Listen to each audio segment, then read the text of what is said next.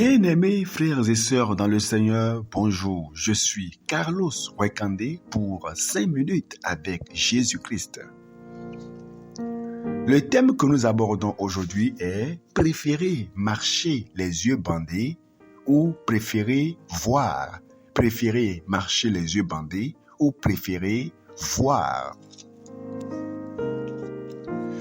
Bien-aimés dans le Seigneur, il y a un fleuve du nom de Gange que les hindous considèrent comme sacré et des multitudes de pèlerins s'y rendent pour s'y baigner afin de se purifier, se disent-ils.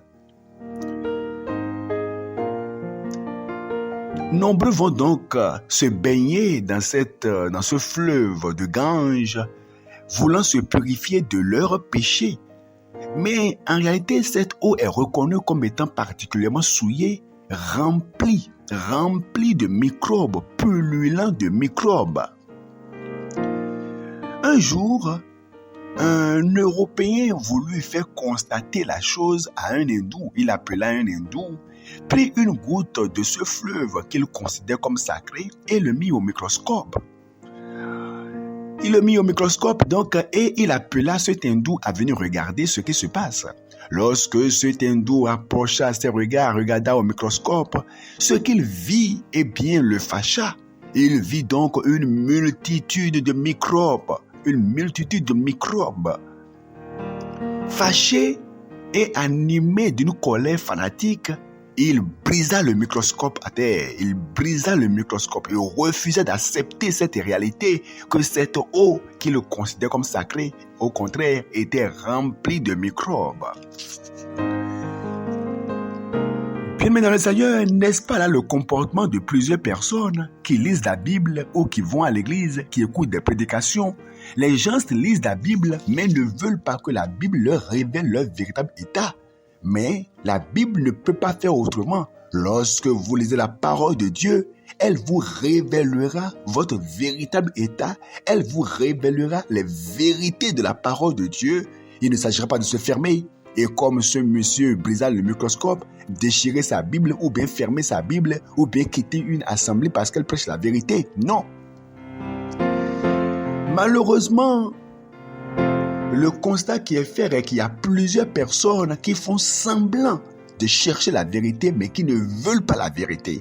Lorsque la Bible leur doit qu'il faut quitter l'adultère, ils se fâchent, ils n'aiment plus lire la Bible. Il y a des gens, lorsque la Bible leur doit qu'il faut arrêter avec la pornographie, la masturbation, qu'il faut faire la restitution et de laisser les deux femmes de surplus qu'il a. Il ne veut pas accepter cela. Lorsque la Bible révèle à ce jeune homme d'arrêter avec le copinage, avec la fornication, il dit non, que c'est pas la peine de continuer à aller à l'église parce qu'il ne veut pas accepter la vérité. Lorsque la Bible révèle quelque chose, vous avez simplement à obéir.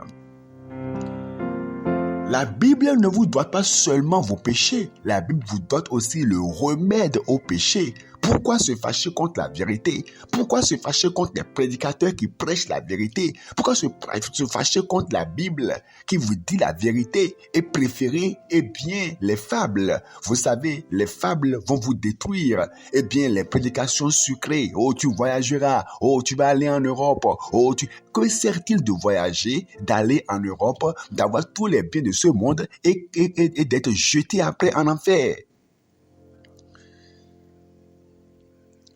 Les médicaments, qui soignent et qui guérissent, ne sont pas toujours doux. Ils sont parfois amers, mais il faut les boire. Et donc, faut pas rejeter les vérités scripturales, même si elles sont amères. Il faut accepter cela et il faut prendre Jésus-Christ comme votre remède et réparer ce qui est à réparer afin de ne pas être expédié dans les flammes de l'enfer après votre mort. Il y en a par exemple qui refusent d'accepter que l'enfer est une réalité et préfèrent se cacher derrière le mensonge du purgatoire. Si le purgatoire existe et qu'il faille faire des messes pour les personnes après leur mort, ça veut dire que ce n'est que ceux-là qui ont de l'argent qui pourront aller au ciel. Or, Dieu est un Dieu impartial, un Dieu juste.